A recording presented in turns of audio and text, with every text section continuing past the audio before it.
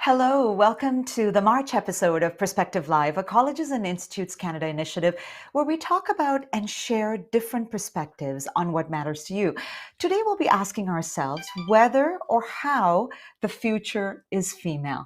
I'm Manjula Salvaraja, your host for this season. I wish to acknowledge that this episode of Perspectives Live is being produced and broadcast from the traditional, unsurrendered and unceded territory of the Algonquin Anishinaabe Nation.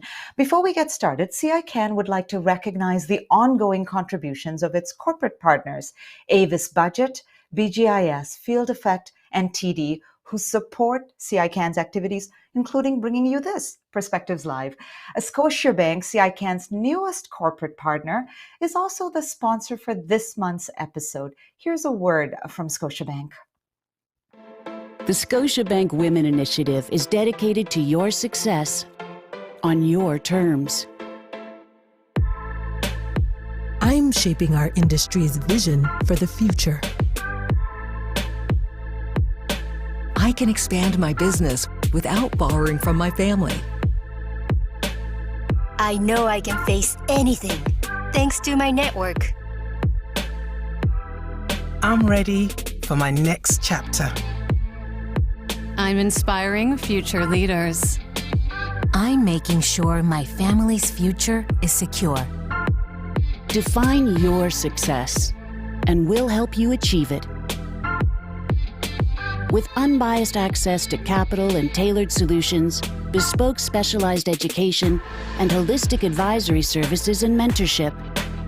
Join our community of women today, the Scotiabank Women Initiative. Thank you, Scotiabank, for supporting this episode. And the Scotiabank Women's Initiative campaign seems quite powerful. Now I'd like to invite CICAN President and CEO Denise Amiot to join me for a quick conversation. Denise, hello. Hello, good afternoon, Manjula. So how are the temperatures in your neck of the woods? It's fabulous. It's bright and sunny today.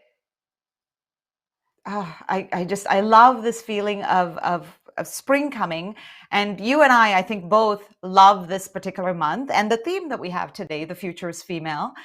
This pandemic, though, has brought sobering reminders that women still face systemic inequities and that progress can be fragile. That's right, Manjula. During the pandemic, we all saw and heard and read about some groups, including women, that have had to deal with adverse effects resulting from the COVID-19 pandemic, and it was disproportionate. And unfortunately, we believe that these effects will have an impact for years to come. And we know that McKinsey had a report recently, and very interesting fact, they pointed out that before the pandemic, none of all the research that they do showed that women were leaving the workforce at a faster rate than men. However, COVID-19 changed that. The latest analysis that they have done have shown a trend in this regard, particularly for three subgroups of women: working mothers, women in senior management position, and Black women. So, and when you think about parents with children under the age of 10, the rate at which women were considering leaving the workforce was 10% higher than for men. And when we have a shortage of labor, this is serious matter. And of course, when they were thinking about leaving the workforce, it was not actually their choice. And that's something we need to remind ourselves. Those are sobering statistics. And I have another one to share with you, Denise. According to Statistics Canada, during the month of March 2020, just under 300,000 women aged 25 to 54 lost their jobs. That's more than like twice the number of men. Yeah, and this is very, very worrying. And we know that other studies have highlighted how the negative impacts of this pandemic have been even greater on racialized and disabled or women with disabilities.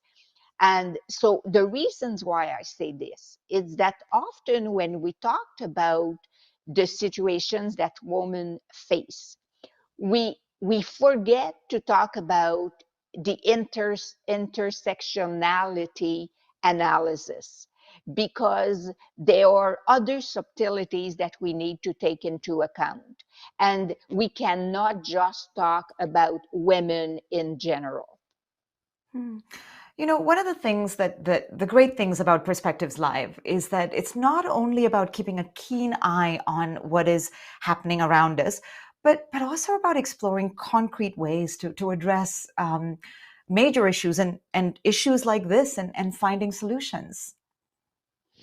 Yes, Manjula. And in fact, I really want to highlight today how Canada's network of colleges and institutes has proven to be one of our country's great resilience mechanisms. And they have proactively created, deployed solutions across Canada, and this was at each phase of the pandemic. So I'm sure that this will also be the case when it comes to the issues that our guests will be addressing today.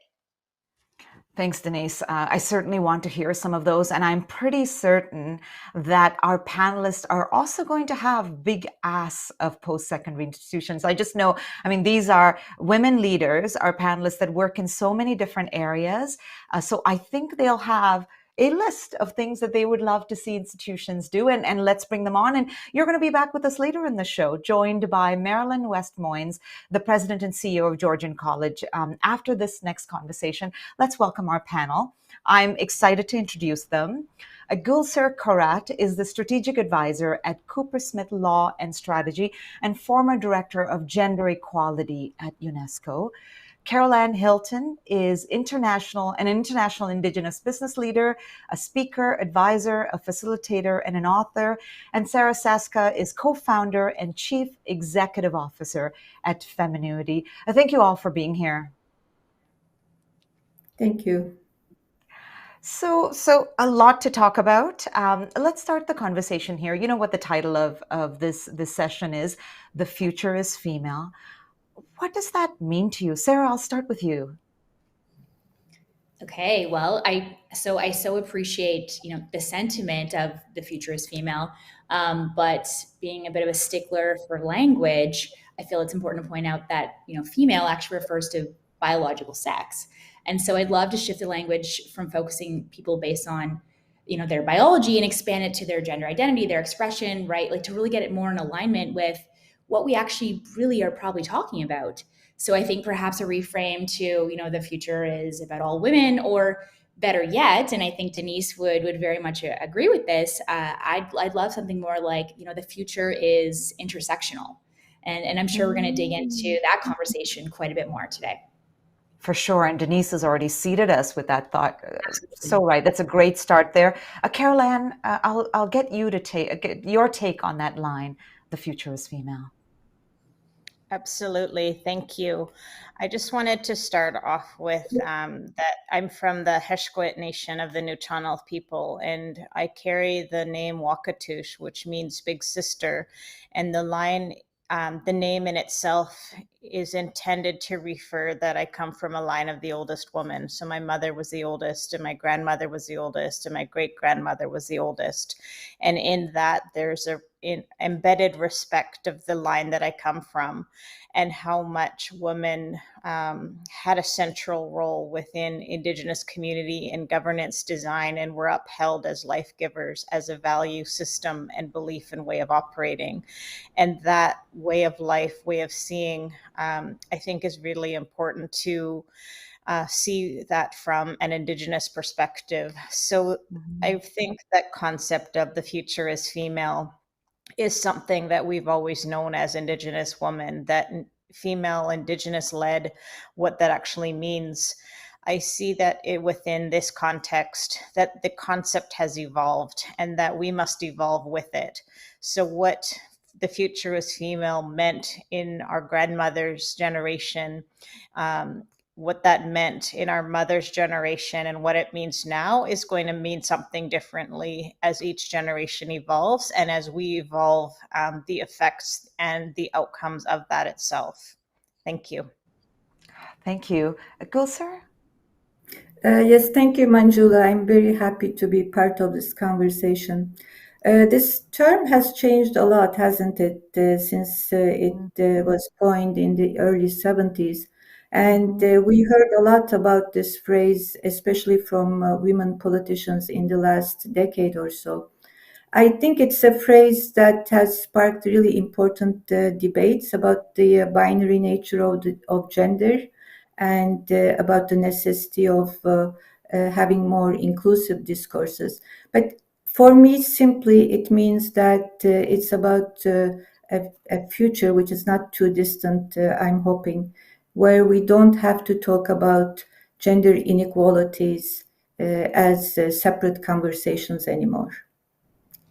What's interesting that you've started off on a positive note there, Gülser. You've talked about the fact that this world we're talking about, we're all hoping for, we've all been to a ton of events through the month that speak of this future, that it's not in the distant future. So I'm going to come back to you on that point. But Sarah, perhaps I'll get you to weigh in on what COVID-19 has done to the whole picture. I mean, we saw the fault lines before. We knew that there were systemic gaps affecting women. What lessons have we learned through the pandemic that you think that can help us come up with solutions and address the inequities? Yeah, I mean, there's certainly many answers to this, this question, right? It's just ripe for opportunity. But I think the thing that I'm most excited about is that it sort of feels like people are really starting to understand the importance of intersectional data, right? So everything from how we develop our surveys to how we collect our data, and then actually how we analyze and then report on it, right? At a fundamental level, if we continue to use sort of identity first, or only gender first or women only approaches to data collection, and we don't get into the minutia, right? It hasn't been helpful to us, right, to understand just how sort of women writ large are doing through the COVID-19 pandemic, but rather we need to know how women who are also racialized, who are also providing caregiving for tiny humans and also for aging parents are doing, right? That's the kind of data that we've been able to action on in a meaningful way. And so I think that's a lesson that's sort of being actualized in real time, because we're seeing institutions and organizations alike just do a lot better all of a sudden, and I'm very hopeful from that frame. So you do think that people do you think that people are seeing the fault lines more because of the pandemic, Sarah? Of course, absolutely.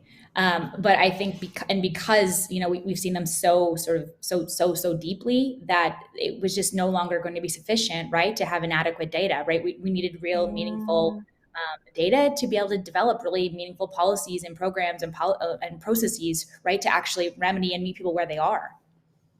That's interesting. Gülser, I'll get you to chime in here.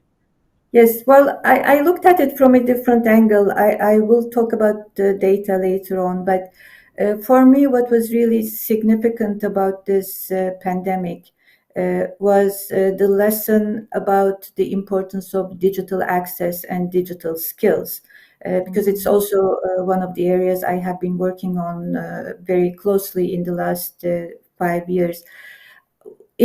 this pandemic put us in a situation where we found ourselves from one day to the next in a world where we had to have digital access and digital skills to use mobile phones and computers to get not only information but also services. So we had to be able to use these devices to access healthcare, to get groceries, to have our children continue their schooling, and for us, to continue to do our work. Before the pandemic, we were talking about the gender gap in digital skills and how important it is and how critical it is. With the pandemic, I think we cannot now deny the fact that this gap that is there, the gender gap, that has been there and unfortunately growing despite 2 decades of work to close it, has to be addressed very seriously if we want women to continue to be part of society, to continue to participate effectively, and also to be able to stay in the labor market with decent and well-paying jobs. You and Denise mentioned before how COVID affected women's position in the labor market. We know that in North America and in Western Europe, 90% of the jobs today require digital skills. Imagine 10 years from now, I suspect 99% even will be low. So with women trailing behind in digital skills, I think we are also risking their future job opportunities. And that's one of the big lessons of this pandemic for me. It's interesting. You're so right that we've learned through the pandemic to lean on technology for everything from public services to even social interactions. The Zoom cocktail hour, or talking to your grandma in Hungary over Zoom. You took on the issue of gender bias in technology with a UNESCO report. I would blush if I could. You've talked about digital skills and access to technology. Let's get to that next level of technology that we're seeing, innovative technologies. Talk to me about some of the concerns you have around innovative technologies and gender inequality going forward. Well, thank you so much for mentioning the report. It's a report we published in March 2019 called I Would Blush If I Could. And it was a report that was about the gender gap in digital skills. And while researching for that focus, we also observed some very disturbing phenomena that we highlighted in the report. And it was the fact that as technologies get more sophisticated and more expensive, and as they enable more transformational uses and impacts, the gender gap becomes an ocean. It's so wide. We have to remember that technology is created by humans, and as such, it's intimately linked to social, cultural, political, and economic contexts. And issues of gender equality permeate both the production and the use of technology in obvious and less obvious ways. And in the field of innovative technologies, new technologies, including artificial intelligence, what we found is that it's a field dominated by men, and more specifically by a generation of younger men who are trained in the same technical areas and who have what they call a bro culture, a brother culture. So as technology is produced by this group of young men, they inevitably build their own values, their own life experiences with their biases and prejudices into the system. So we have data sets which are gender biased. We have algorithms created by these technicians, computer scientists that are seriously gender biased. And we have now machine learning, which uses both of these elements. As artificial intelligence is used in more and more applications, this is going to be a more serious problem than what it already is. We specifically looked at artificial intelligence powered voice assistants. I think everybody will probably had some experience with either Siri or Alexa from Amazon, Cortana from Microsoft, Google Assistant from Google. What we found is that 90% of the voice assistants are female voiced, female named, with female attributes and female persona. I'd blush if I could was the response Siri gave in the beginning. If you told her she was a slut, if you told it she was a slut, and she would say, I would blush if I could.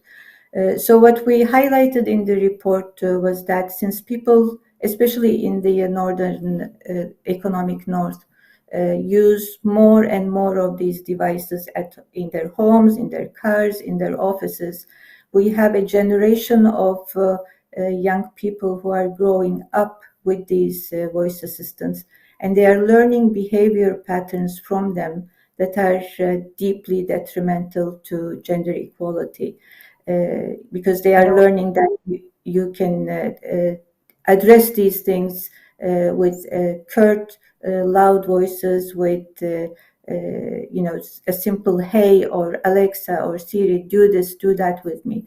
Another finding which was interesting was that most of the domestic and service-related tasks were female voiced, whereas instructions were by male voices. So there is a gender bias built into those. What's interesting about that, Gülser, is you've pointed out how the technologies that we're seeing that can be easy to lean on because perhaps of efficiencies, perhaps of a need to get out of the pandemic fast enough, may actually, in some ways, exponentially widen that gap. So let's take that conversation then to talk about there are gaps, there are challenges. We've heard them today. We've heard a ton of them over the last month as well. Let's talk about solutions. Caroline, I'm going to start with you. What are some of the sort of big, bold ideas that you would like to see Canada do to address some of these inequities that have been mentioned so far? Yeah, absolutely. I think that when we look at that uncomfortable space of referring to the patriarchy, for understanding its effects and unintended consequences, as women begin to speak to the vulnerabilities that have emerged within the pandemic itself, to be able to have the leadership space for building on those solutions becomes increasingly apparent, to look at ourselves, to look at our own participation, to look at our own conversations, and to be able to bring education around bias and around this concepts of how females have experienced more visible vulnerabilities through the pandemic. I think that one example, in 2021, last year in the spring, the BC government undertook a gender-based analysis on the entire suite of policies. And I believe it was estimated that there were 600 clauses in 70 laws that were identified to better include or to describe the equality within male and female relationship. That gendered language and the unintended consequences, the expansion of that as a solution, I think, can be very important response coming out of this pandemic, as well so as sorry, what to I've clarify, seen. you meant that there was language in there that made those laws have a sort of an effect on different genders. Is that what you mean? That was a second effect, but the first to address how language was used within law and policy.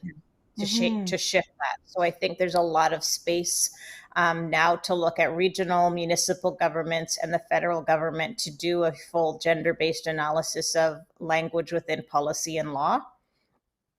Okay, that's a big idea. I like that. A big, bold idea and necessary, I think. Sarah. Yeah, I think like speaking from, my experience as, a graduate student who had to work across a number of departments by virtue of the research that I was doing, I think it's really clear that there's still a really huge need for, educational institutions to be taking a more multidisciplinary and interdisciplinary approach to, to have something like a curriculum relating to, say, gender studies, social science sort of writ large, equity studies, like anything sort of you want to have within this bucket, to be scaling this into computer science and engineering and so forth. Like there needs to be a much more like a blended approach. It's just wild to me that I had to sort of facilitate those relationships, right? That these institutions weren't sort of doing that on their own terms. And it just seems like a really, really sort of missed opportunity. Have you seen any place do it successfully? It's a great question. I know at Western University, they have a program called Saska, and it's meant to be just that, really, like a very multidisciplinary, interdisciplinary sort of additive piece that folks in undergrad can take to sort of blend into their learning. And that's a beautiful thing, but it's still very much in its infancy, and it's, certainly a pilot at this stage. Interesting. And Gülser, let me put this to you. I mean, one of the UN Sustainable Development Goals is empowering all women and girls and achieving gender equality. Based on your experiences and your area of expertise, how do you think colleges and institutes can contribute to this goal? Well, thank you. I think education institutions in general, and of course secondary and post-secondary institutions in particular, have a very important role to play in empowerment.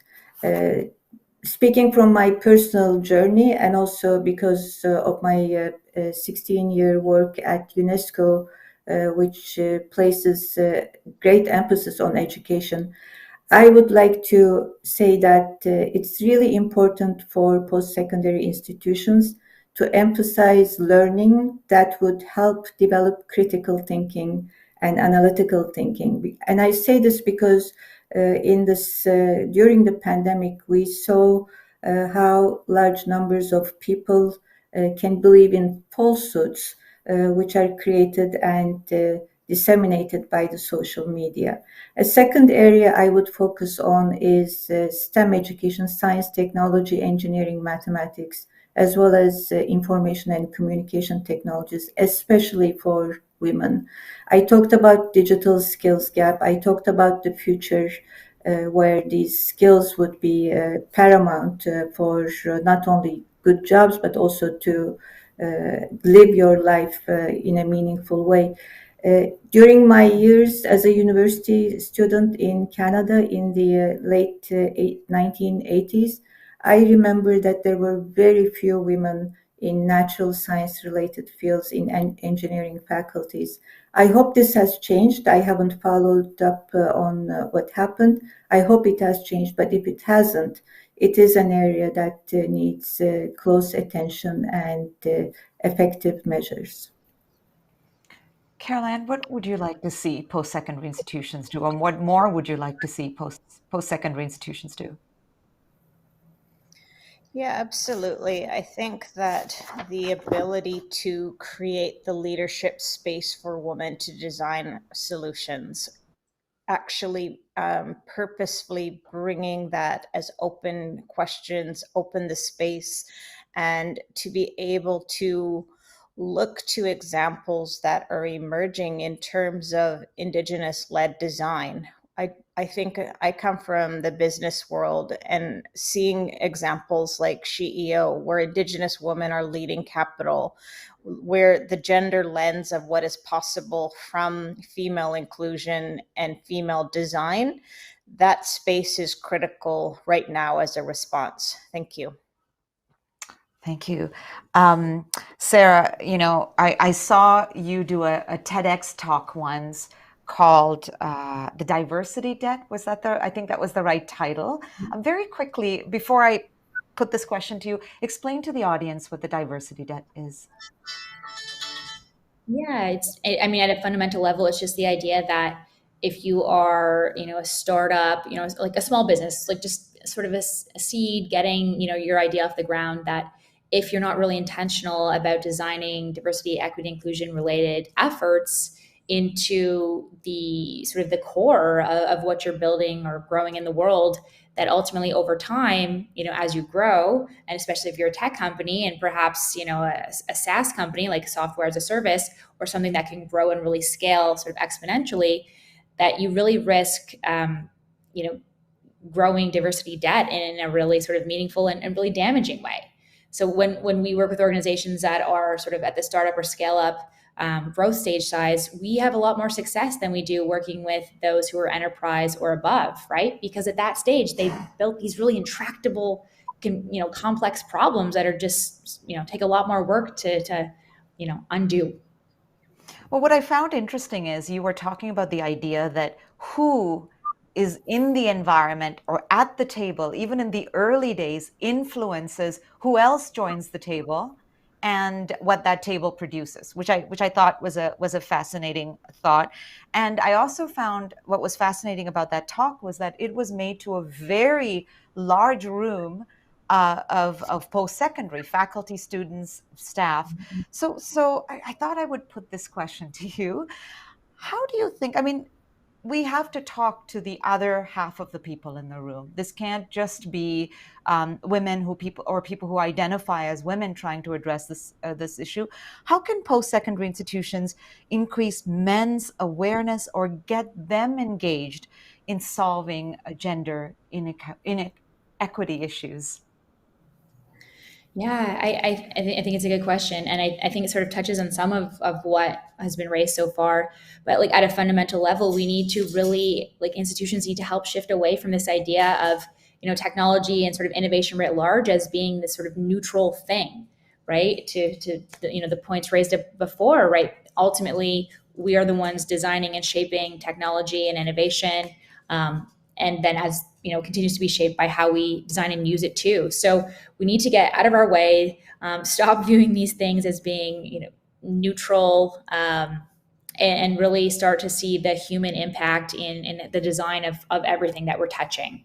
So I think a really big piece that men and those who are working towards allyship around these conversations can do is, first of all, look to identify places where they can transfer power.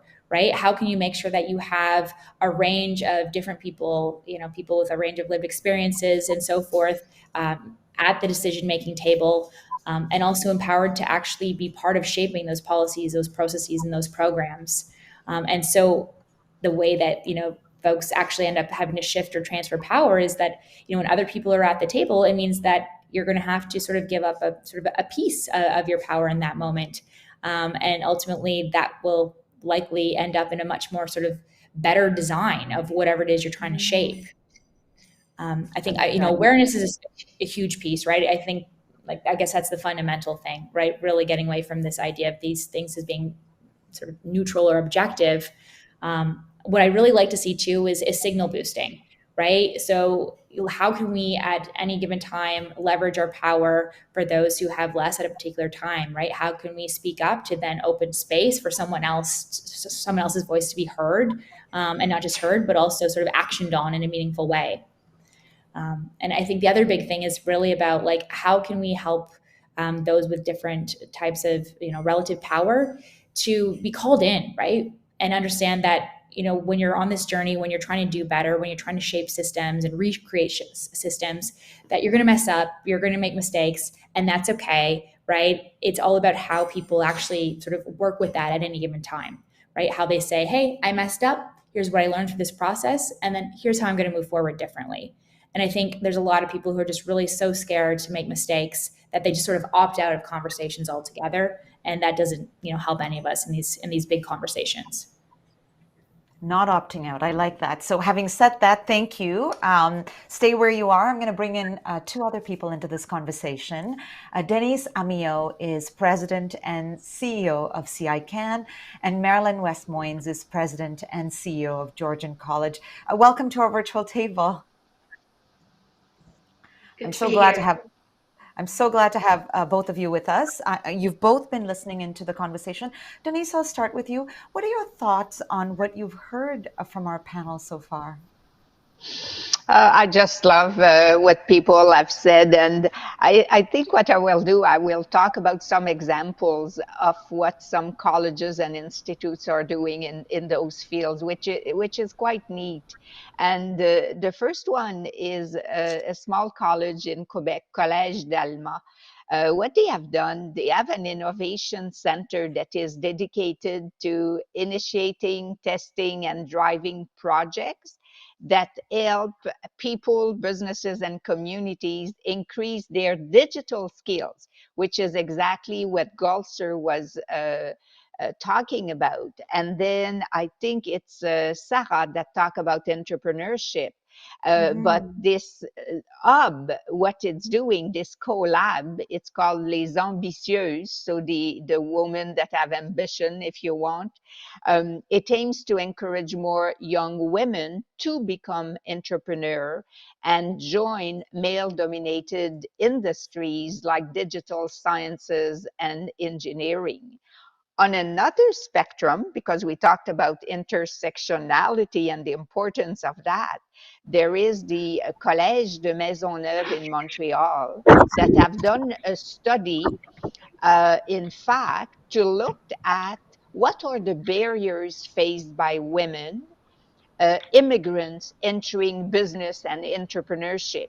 And they are really good findings that are useful for our institutions and for society to ensure that we mitigate those barriers. And on the other end, on the indigenous side, there is the Yukon University that have a woman entrepreneurship knowledge hub that in fact is looking at identifying barriers to entrepreneurship for those women that are either indigenous or non-indigenous and providing them support to overcome them. So the bottom line is that, you know, because people are serious about ensuring parity and equity, it's very important to have the tools to ensure that we know what are the barriers, but that we support the women or the racialized women or any women from any groups in their particularities so that they can succeed. I love that idea, Denise, because it comes back to something that Sarah said about how you have to get the data and you have to understand the issue in order to shape. And, you know, when she was talking, I kept thinking, do we need more data? Do we need more data? But now I understand that's how you figure out what exactly you need to do. And what kind of a solution that you need to come up with. Marilyn, I've heard you say this line. This is one of your favorite lines. Education is the greatest equalizer. What's your experience around that line, and how does that inform what you're trying to do at Georgian College? Well, yeah, thanks for asking. It's one of my favorite quotes at convocation, and if I can just set the stage, you know, as president, you're looking out, you see all these grads, and in the college sector, you know, there are some younger grads, but you know, the majority of our students are over 21 years of age and up to 50, sometimes 60 years of age. And so you look out at them and it's a real milestone moment for them. And what I like to say is it really doesn't matter how you got here. What's important today is that you got a credential. And if you came from the school of hard knocks, or you came with a silver spoon in your life, you have to decide what you do with this credential. And I think history has proven, since women have been able to get an education, that they've been able to leverage that education in incredible, meaningful ways. We see more women in more opportunities ever before, and I believe, I might be one of the older people on this call. We've seen that skill come through because they've been educated, and we really need to keep opening the door for that. So there's some key points in that.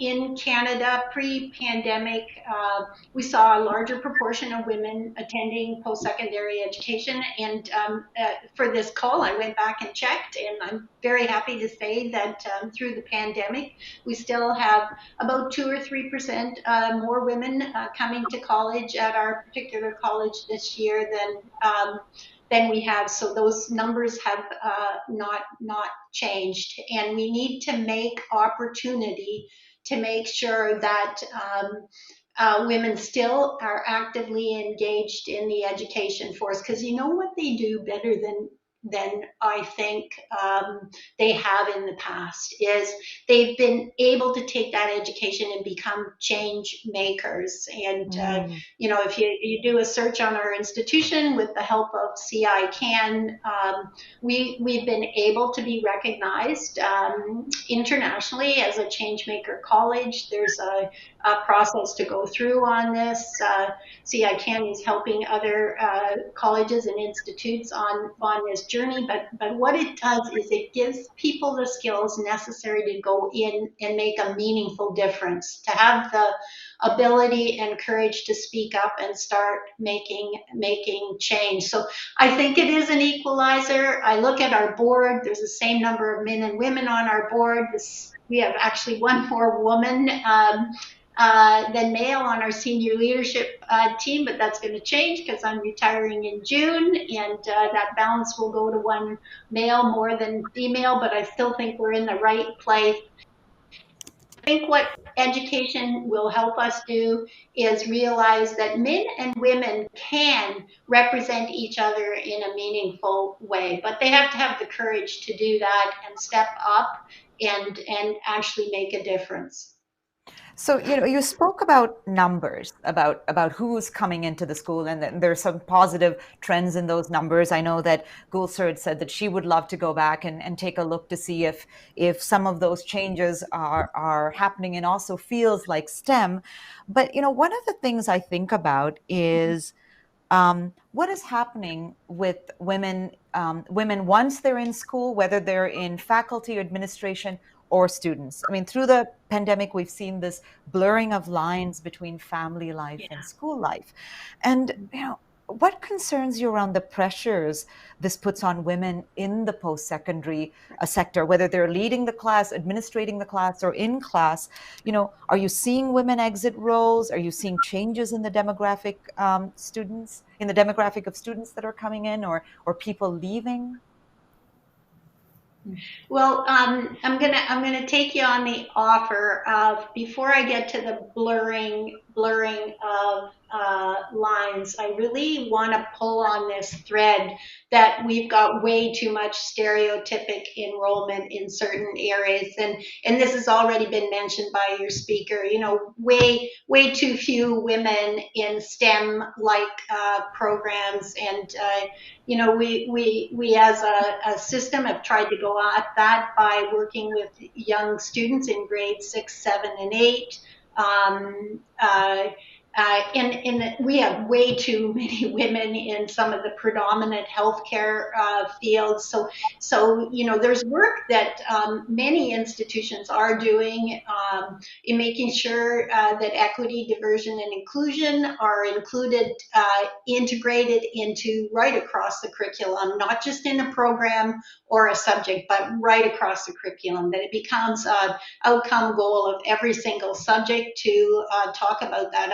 I'll give you the auto sector, predominantly male for years, has way too many sexual overtones to it. We run the National Automotive Business School of Canada, and we're working hard to change that perception. So there's work to be done on that aspect of it. And let me just pivot now to the blurring of the line. As president, I heard way too often from female students and women who had family responsibilities about the added stress that came when they got charged to work from home. And what that did is it created this blurring. They couldn't compartmentalize that, you know, when they were at the college working or when they were at school learning, that that's what they were doing, because of course, you know, we all had to balance so much. Heard it way more from women than men. And I think there's work that needs to be done on that. And if I could, maybe let me just say, first, we have to understand this is an issue. I actually don't think flex learning or remote work is going to go away. So we need small, medium, and large employers to understand this, and we need to build way more awareness of it. We're fortunate. We hired a firm to help us build flex program for our employees, and we've just started rolling that out. And I can tell you, only 10% of our employees have not taken us up on our offer of some type of flex that would have been eligible. There's some work that, you know, you can't do in a flex environment, but the pandemic's given us the gift that there's lots that we can do. And so I think what will also change is colleges and universities will become much more flexible in their delivery of programs. So you could book a seat to be in a classroom at the institution if you chose, or you could be studying the same class remotely. And we now have at our institution, and I know of many in Ontario, classes set up where that flexibility can happen. But it's only going to work if we empower individuals from a couple of perspectives. Be more sensitive about the blurring of lines, set some principles, and create the boundaries in that more flex environment. And if I could, I'll be critical of our gender. And maybe the younger generation doesn't exhibit it as much as my generation did, but we really tried to be all things to all people, and we can't. It's absolutely impossible. And what I observed in the 90s was that my male partners were taking way more time to create out time for them to think. And women need to do that. We need to step up and say, that's okay. We have to find that time in this new hybrid world to think. And we also need to worry about ourselves. You know, the airline have this rule that, you know, if danger is coming or there's a need for you to be in your best form, because you know, there may be something significant coming along. You know, when that mask comes down, they say put your own mask on before you put it on somebody else. Yeah, so true. We gotta be selfish, we need and to learn. self-care is not selfish. It's interesting that you've pointed to the perhaps a gentle, maybe a dotted generational line to that approach, which I could dig into. But I have a question for Denise. You know, over the month, I tend to attend a ton of events. I moderate a few for around International Women's Day, and I hear ideas on two fronts, Denise. One set is on we need to change the system, right? And the other set, and some of you are going to laugh when you hear this, we need to arm women with resources to stand or work through the systems that we have in place now. These are the two buckets of ideas that I hear. I'd love to know what you think on both of those fronts. What do you think is the role for colleges and institutes? In fact, we are learning institutions. So we're the place where people have the chance to learn about themselves, learn about life, learn about work, and learn to play.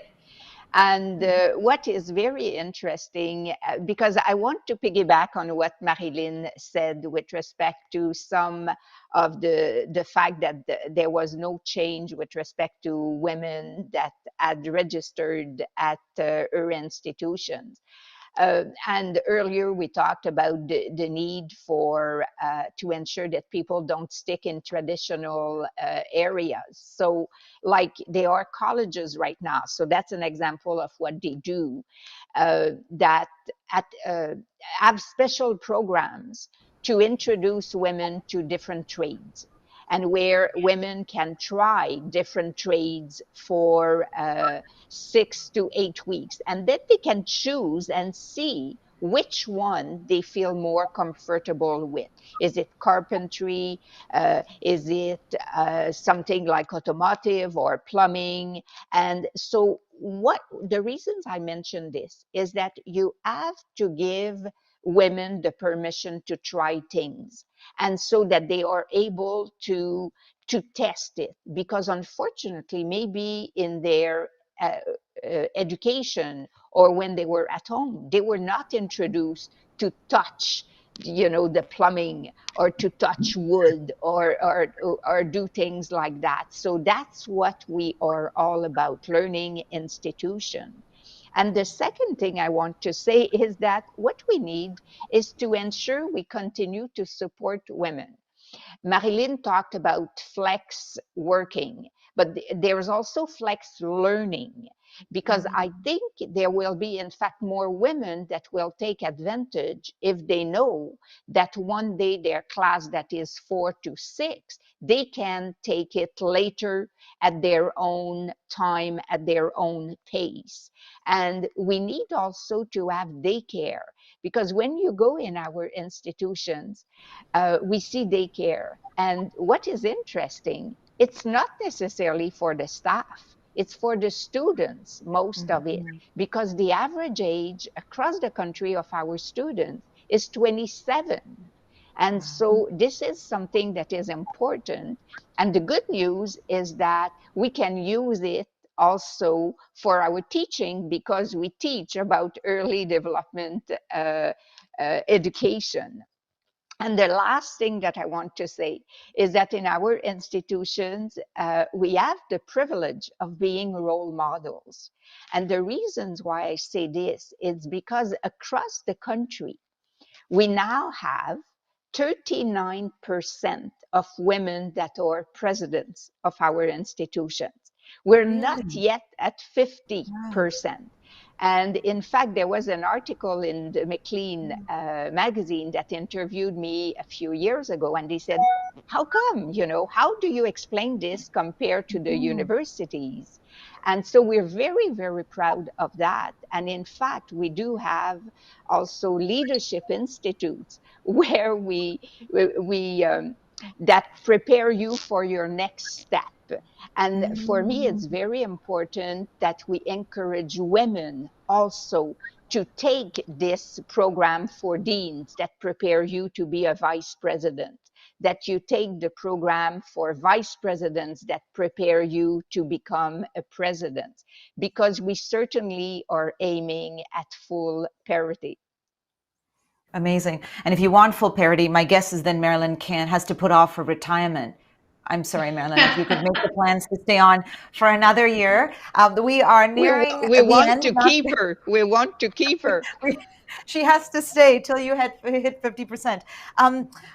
This is a question that I want to put to the entire panel. I'm going to start with Gülser and then move on to Caroline. It's March 2022. We've been going through a pandemic now for 2 years. It seems like mandates, pandemic-related mandates are dropping where I am for sure. They're sort of disappearing in other parts of the country as well. So now we have to think about the new normal, whichever new part of the normal we're in, we have to think about that. So in closing, in a few sentences, tell me, if we are going to go through resetting some of the ways that we work and recreating things, perhaps having an opportunity to rebuild things, what is the change you would like to see for women in the next decade? Gülser, I'll start with you. Okay, thank you very much. I think, we talk about rebuilding. I think we really have to rebuild with a different mindset.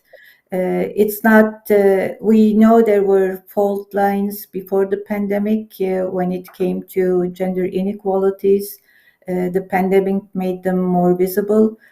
So whatever we are going to do in the next 10 years, we have to do it with a very strong focus and integrated gender equality lens. I also want to say that I think it's time for us to get angry because, when we look at the backlash that is happening around the world, from the United States to Eastern Europe to Latin America, it's a very concerning, very scary trend. So we have to give it its due importance and react to it in a very strong and united way, because the movement from the backlash is too strong to ignore. Yes, and you mean the backlash, cyber backlash against women leaders. Cyber backlash, but also backlash against women's rights, hard-earned rights, hard-earned improvements. We have this opposition to what they call gender ideology. So we really have to take a good notice of it and fight back. Thank you, Gülser. Thank you. And I'm going to ask everyone to keep it to a sentence. Carol Ann? You're next, yes, Carol Ann. thank you. I would. Oh, go ahead. Can you hear me? Yes, we can. Yeah, there's a little bit of a delay, but we can hear you clearly. Being able to bring that into women-led structures, tools, and women space. Be the design.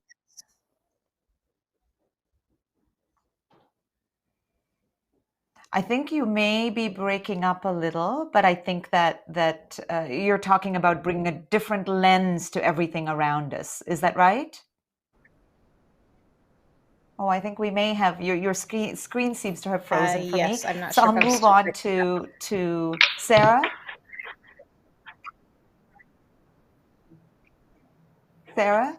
Yeah, so under a sentence, I'd say I would just hope that the future is, our approach is it's intersectional or it's bust, right? I think it needs to be that simple.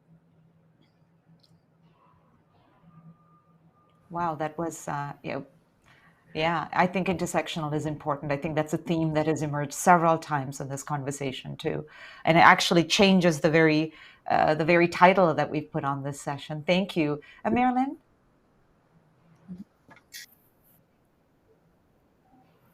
Yeah, I actually believe that Marilyn, if we can like empower women to lead the system. Yes. Can you hear me? I really yes, believe we can. We need to there might be a little bit of a women.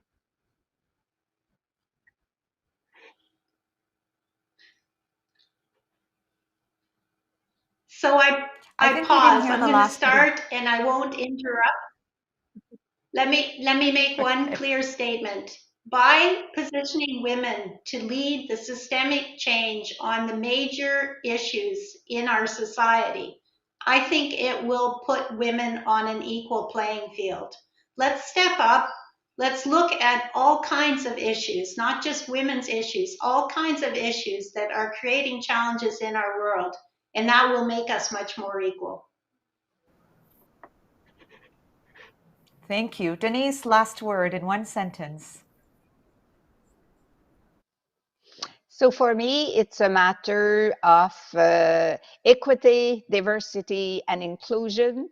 And so my wish is that all institutions will sign the challenge, the 50-30 challenge. So you just have to Google 50-30 challenge, and it's a 50% board and management team and 30% diversity. So thank you, Denise. Thank you all. I should just say that what Denise just mentioned, the 50-30 challenge, CICAN takes issues of equity, diversity, and inclusion very seriously, both as an ethical and a moral responsibility. as well as a necessary condition for a sustainable recovery from the pandemic, which we've been talking about. That's why CICAN is really proud to have been selected as one of the 5 partners in the Government of Canada's 50/30 Challenge ecosystem. Denise talked about it too. To learn more, you can register your institution at the site that you see appearing before you. And then we have a conference coming up under the theme Navigate Differently. CICAN's annual conference Connection will take place in hybrid format from April 25th to 27th. 100 experts from all over the world will be there to address current issues that matter. And you can register to participate either in person in Halifax or online. And finally, anytime you want to stay on top of the latest developments in Canada's college sector, subscribe to Perspectives, CICAN's free bi-monthly electronic newsletter at the address that's on your screen. We would love to hear your perspectives and comments. Please send us an email, drop us a note at the address that's appearing on your screen live at collegesinstitutes.ca. I am so grateful to our fabulous panel today. Thank you, Sarah Saska, Gülser Corat, Caroline Hilton, Marilyn West-Moynes, Denise Amiot. And join us next month for Perspectives Live episode on April the 25th, when we'll be broadcasting live from CICAN's 2022 Connection Conference in Halifax, Nova Scotia. You can tune in at 2:45 p.m. Atlantic time for a discussion on the good, the bad, and the ugly in cybersecurity. Happy International Women's Day, month, maybe year. Take care.